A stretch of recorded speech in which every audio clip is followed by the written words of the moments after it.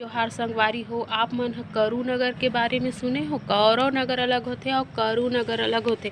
पहली के सियान मन ल पूछू न कि करू नगर का होथे, इसे कहीं कतेक ठन बताही।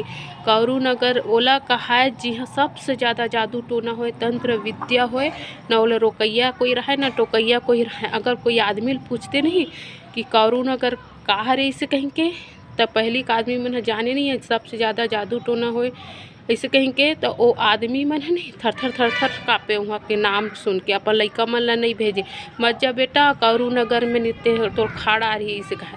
दिन दहाड़े हो जादू टोना विद्या जो भी होए ना वो है। और जो कोई भी आदमी अगर भूल से गांव में चल घलक देतीस नहीं तो ओला बैला है भैंसा है गाय है सब बना के मतलब नांगर फांती बेंदरा बना के अपन यूज बर रखे।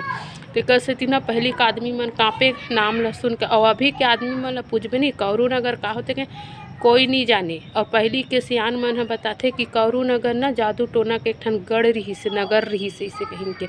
अभी के मन ह नहीं जाने ओमन ल पूछबे ते अभी कोई आदमी बोल दी नहीं उसने जादू टोना खुलेआम करही ते का कथविही ल खा दिही।